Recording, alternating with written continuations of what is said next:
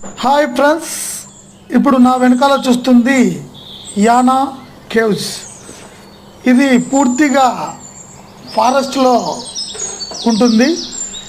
ఇప్పుడు మనం చూస్తున్నది యానా కేవ్స్ ఎంట్రన్స్ ఫ్రెండ్స్. ఇది గోకర్ణ క్షేత్రం నుండి 46 కిలోమీటర్ల దూరంలో ఈ యానా కేవ్స్ అనేది ఉంటుంది. ఇది పూర్తిగా ఫారెస్ట్లో 2 కిలోమీటర్లు ట్రెక్కింగ్ చేయాలి. చాలా అద్భుతంగా ఉంటుంది ఫ్రెండ్స్. ఎవరన్నా గోకర్ణ వెళ్ళిన వాళ్ళు ఈ యానా కేవ్స్ కూడా మిస్ కావద్దు. మేము కూడా మొదలు పెట్టాం ట్రెక్కింగ్.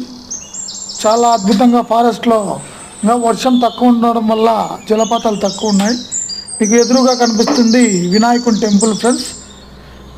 చిన్న జలపాతం పక్కన వినాయకుని టెంపుల్. వినాయకుడు కూడా ఈ విధంగా ఉన్నాడు. ఇప్పుడు మనము కేవ్స్కు దగ్గరగా వచ్చాం.